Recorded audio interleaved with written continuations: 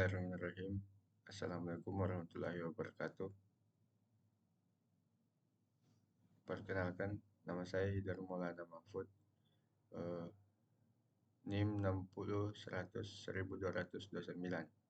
Pada kesempatan ini, saya akan mempresentasikan eh, hasil rangkuman yang saya buat tentang dasar-dasar kewirausahaan, mata kuliah Technopreneurship pada bab 5 dan bab 6. Langsung saja kita masuk pada penjelasan rangkuman bab 5, yaitu manajemen dan strategi kewirausahaan. Yang pertama, manajemen kewirausahaan. Istilah manajemen ini sulit didefinisikan karena dalam kenyataan tidak ada definisi manajemen yang telah diterima secara universal.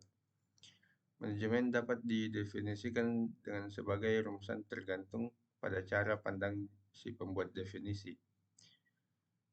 Definisi manajemen yang diberikan oleh para ahli yaitu sebagai Ordered dalam buku The Art Administration menyatakan bahwa manajemen is process agency with direct and guides operation of organization in the releasing of established aims, atau manajemen adalah proses dan perangkat yang mengarahkan serta membimbing kegiatan suatu organisasi dalam mencapai tujuan yang ditetapkan. Yang kedua, strategi kewirausahaan. Dalam melakukan strategi usahanya, wirausahawan biasanya memilih satu dari empat strategi tersebut berikut, yaitu berada pertama di pasar dengan produk dan jasa baru. Kedua, posisikan produk dan jasa baru tersebut pada pasar ceruk atau segmen yang tidak terlayani. Tiga, fokuskan barang dan jasa pada relung dan yang kecil tetapi bisa bertahan. Yang keempat, mengubah karakteristik produk pasar atau industri.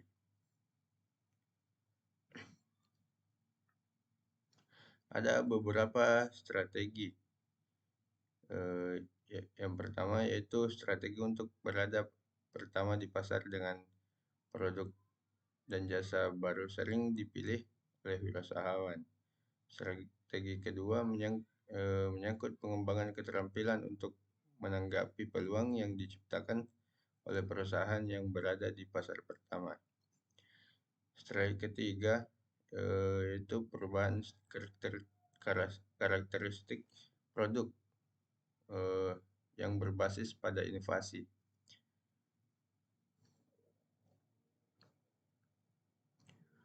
Kemampuan untuk menopang keunggulan strategi perusahaan dan untuk memodifikasi strategi dalam menghadapi perubahan permintaan pelanggan dan perilaku strategi persaingan baru.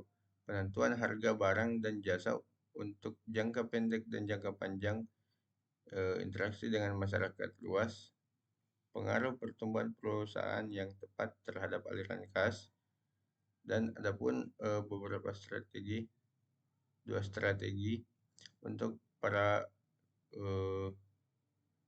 yang pertama itu untuk pemimpin pasar atau market leader. Yang pertama, bersikap menyerang dan agresif untuk mempertahankan pangsa pasar. Kedua, bersikap bertahan dan tidak terlalu agresif. Yang ketiga, tidak boleh ada anggapan bahwa perusahaan yang berhasil tidak memiliki tantangan. Strategi yang kedua, strategi untuk bukan pemimpin pasar. Yang pertama, secara agresif menggunakan kompetensi terbaik untuk meraih peluang pasar sehingga tidak tertandingi pesaing. Yang kedua, mengembangkan strategi sebagai follower leader. Untuk bab ke-7, Keenam,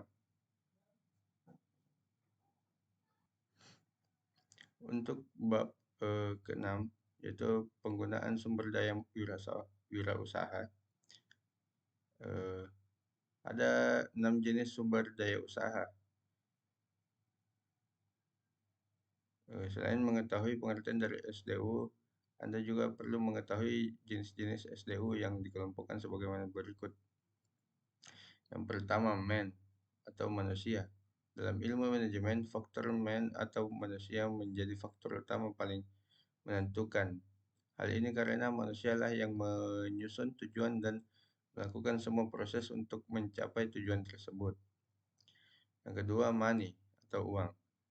Jenis SDU yang kedua yaitu money atau uang merupakan modal yang dibutuhkan untuk membayar seluruh tenaga kerja yang dimiliki oleh perusahaan tersebut.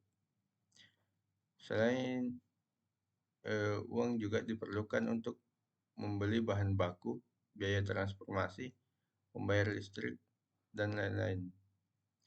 Yang ketiga, material atau fisik.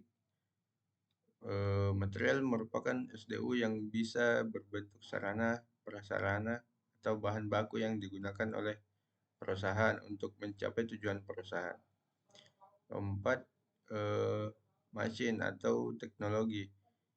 Mesin atau teknologi juga dibutuhkan untuk mengubah bahan baku, mengubah produk yang siap jual jika perusahaan menggunakan teknologi atau mesin.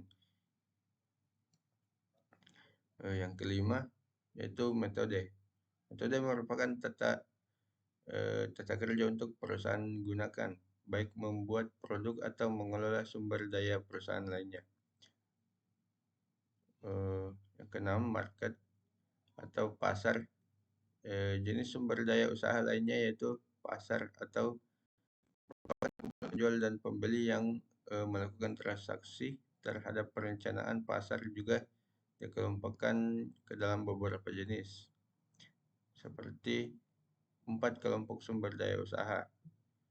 Yang pertama ada sumber daya material, sumber daya finansial, sumber daya manusia, dan sumber daya informasi. Jadi itu saja yang bisa saya sampaikan pada kesempatan kali ini. Sekian, wassalamualaikum warahmatullahi wabarakatuh.